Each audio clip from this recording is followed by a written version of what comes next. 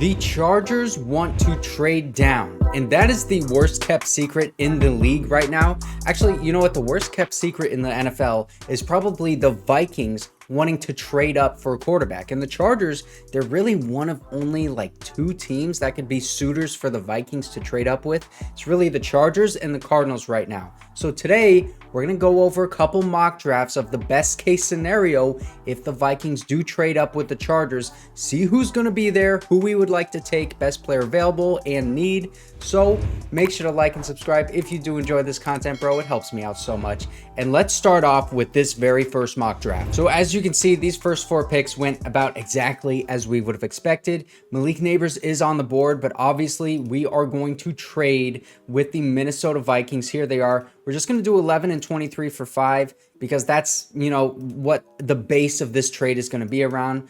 We're going to get some extra stuff, I'm sure, like maybe a late round pick in this draft or maybe another pick in the middle rounds in next year's draft, something along those lines. But now let's look at who's on the board. Joe Alt is gone.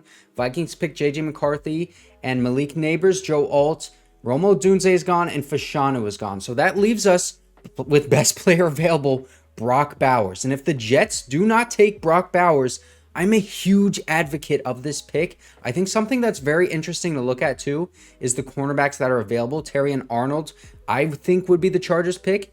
But in this scenario, we do have some good offensive tackles on the board, and that is what I'm really looking at. Taliese Fuaga. Troy Fautanu has some really good guard tackle flexibility. He would be a day one starter, I think, at right guard, and then the year after this one, he would go and start at right tackle because we don't know what's going to happen with Trey Pipkins. Maybe Trey Pipkins plays well, and then we have our guard of the future right here in Troy Fautanu. But J.C. Latham and Marius Mims, all four of these guys I think would be in play. It's really just based off what the Chargers would want. But in this scenario, since Brock Bowers is here, I'm going to take him, and we're going to see what's there at 23 in terms of tackles. Now, Taliese Fuaga went, J.C. Latham, Troy Fautanu are all gone.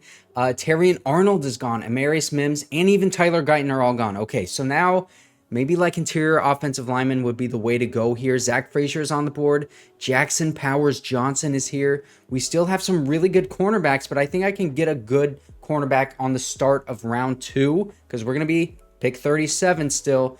We also have Adonai Mitchell, really good wide receiver, but I'm going to push that position back a little bit because I'm just going to expect the Chargers in this scenario to go after Jackson Powers Johnson. So we're at the start of round 2, and there's been a pretty big run on wide receivers and cornerbacks, but the cornerback that's on the board still that I really like, not Kamari Lassiter, it's actually Mike Sainristil. He's got that fit from Michigan. This is a really, really good football player, so natural at the cornerback position, even though he's only been playing it for like 2 years. He's a former wide receiver. He's got great ball skills. He can blitz off the edge. This is a perfect fit in the Jesse Minter defense. I know it's not an outside cornerback that we really need with some size, but I think the Chargers in this case scenario are willing to push that back that position in order to just improve the overall depth of this team. Now, this is really interesting because at the start of the 3rd round, we could get the best running back available, Jonathon Brooks. He does have those injury concerns, but I think this is the best running back in this class. Extremely explosive, really fast, top high-end speed. He can do it all, but Kyrie Jackson is an outside cornerback. Do we double dip this early? Jalen Wright is here too from Tennessee. He's also extremely explosive. He can catch the ball out of the backfield. With those two running backs, I'm not even thinking about drafting Blake Corum this highly.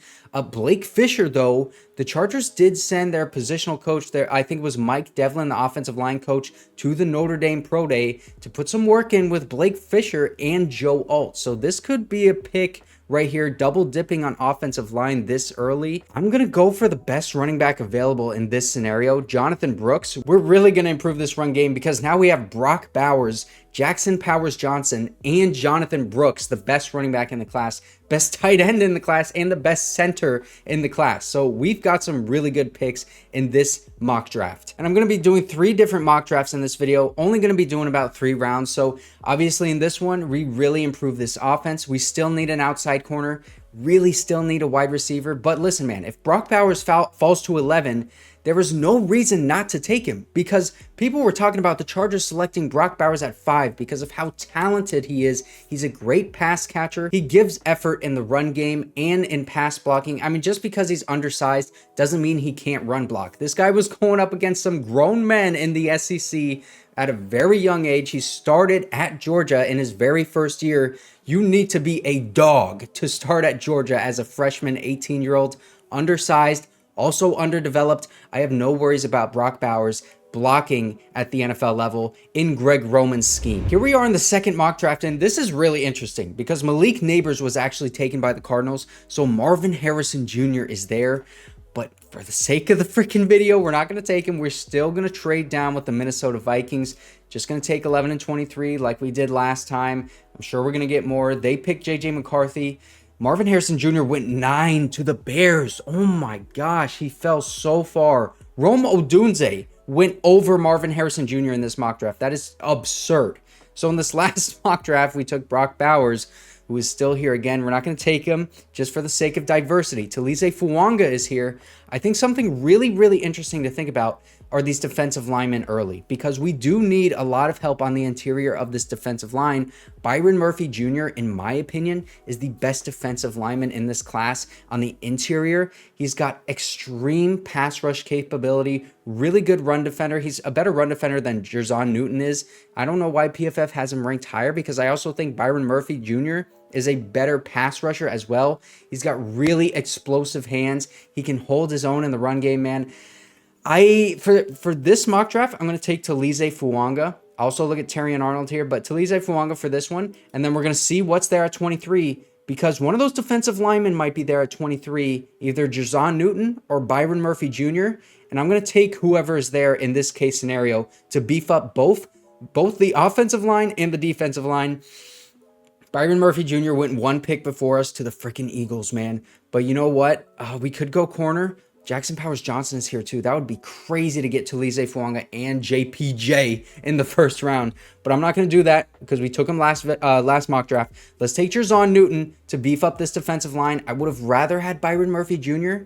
But listen, man, Jer'Zhan Newton, he is really, really good as well. I am so happy to take him at number 23 overall. And now in the second round and this third round, I really want to get better at the perimeter. I want to get better at wide receiver and cornerback. TJ Tampa is here, but also, who is the wide receiver? Ladd McConkey is here.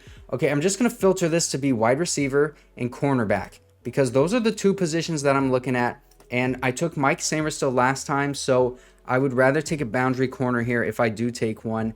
Looks like the best, man, it's really between Ladd McConkey, TJ Tampa, and Roman Wilson right now. I really do like Ricky Pearsall, but I'd rather have Ladd McConkey because he basically does what Ricky Pearsall does, but I think Ladd is better. We did just lose Keenan Allen, so you know what? I'm going to take Ladd McConkey and bank on a good cornerback being there later on in the third round. So let's hope. Here we are in the third round again, and Jonathon Brooks is on the board yet again, the best running back available. We also have Junior Colson, but Kyrie Jackson, that's the boundary corner that we're looking for right now. We also have Max Melton down here. Jamari Thrash too. Do we double dip on receiver? No, we can't double dip on receiver. What am I talking about? Junior Colson, or do we take Kyrie Jackson? I think we're gonna take Junior Colson because listen, man, Jim Harbaugh ball. I think Junior Colson is a much better fit than Kyrie Jackson just because he is from Michigan. He's got a great story for being from Heidi and all. He is so young and he was a freaking beast at linebacker. This talking about a guy that plays sideline to sideline with speed and can also fill gaps violently. I really like this mock draft, and this is really going to beef up this team to play some Harbaugh ball. So here's the second case scenario. Taliese Fuaga and Jer'Zhan Newton in the first round. Then in the second round, we go for Ladd McConkey, giving us a bit of what Keenan Allen has left. And then Junior Colson in the third round. So we're really beefing up this front seven with Jer'Zhan Newton and Junior Colson. Both guys up the middle, really, because Junior Colson is like a Mike linebacker. Jer'Zhan Newton, obviously like a 3 to 5 technique defensive lineman. Taliese Fuaga, he's going to come in.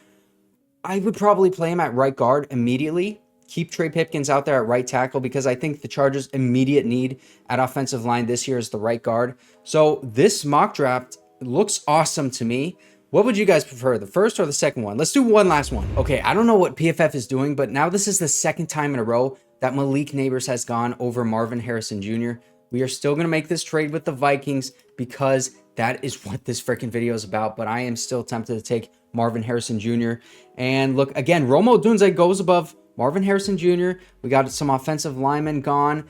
Brock Bowers, Jer'Zhan Newton, both there. Let's look at maybe like Terrion Arnold or taking a wide receiver. Brian Thomas Jr. is here. I think it's a little rich to trade down and then take a wide receiver at 11, so I'm not going to do that. I'd like to take either Terrion Arnold or Quinyon Mitchell. I've taken Terrion Arnold a lot in the past, and you know what? For the sake of diversity, should I just go Quinyon Mitchell because he's really good zone corner, showed a lot of being able to play press man coverage at the Senior Bowl. I think I'm going to take Quinyon Mitchell here just for the sake of mixing it up, but I do like Terrion Arnold a lot. Now here we are at 23. A lot of offensive linemen are gone. Terrion Arnold went 17 to the Jags. But now I'm liking this pick of Amarius Mims. I could take him, put him at right tackle because I don't really think he'd be good at guard. He's just really, really big. He might have leverage issues. But also I'm looking at these wide receivers. Adonai Mitchell, Brian Thomas Jr. And I think I'm going to take Brian Thomas Jr. at this spot. LSU wide receiver. He's tall. He's really freaking fast, so explosive, and he fits really well in a Greg Roman system. Think of guys like Anquan Bolden and Michael Crabtree. Those were big wide receivers, but also even just recently, like the speedsters, Marquise Brown. Brian Thomas Jr. has the size and the speed that you want out of some of those guys that I was just talking about. That McConkey is here again. I'm really looking at Zach Frazier to improve this offensive line because we haven't done that at this spot yet, right? We took Quinyon Mitchell and Brian Thomas Jr. We really improved the perimeter, but Zach Frazier coming in, starting at center right away. Maybe because Bradley Bozeman is here, maybe you move him to right guard. I don't know. It's a good problem to have. We're picking Zach Frazier at this spot. And now in the third round, oh my God, Kris Jenkins is here. I was just going to say, I'm looking at a defensive lineman like Kris Jenkins to beef this group up. T'Vondre Sweat is also here. Got a lot of love for T'Vondre Sweat. He's 360, but I think Kris Jenkins, he provides more of a pass rush than T'Vondre Sweat does. I mean, really, both of these guys don't provide a ton of pass rush ability, but I think Kris Jenkins, he has ran that scheme before with Michigan and Jesse Minter. I'm going to pick him over T'Vondre Sweat because of the fit. And also, when Jim Harbaugh has said, play with an enthusiasm unknown to mankind, he singled out Kris Jenkins as somebody who really exemplifies that. And I think if he's there at pick 69, nice. This would be a very nice pick. Kris Jenkins, we're going to take him and look at what this mock draft is going to be like.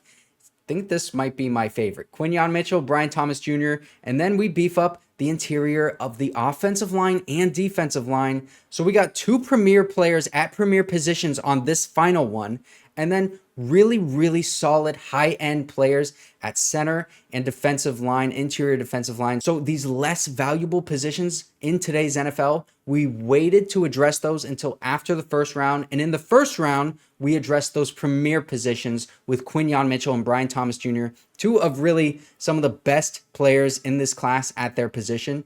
I really like this mock draft, but let me know what you guys liked the most. The first one, the second one, or the third one. So there are a lot of really good possibilities if we do trade down with the Vikings. But if you didn't see my mock draft video where I didn't trade down, you can check this one out right here.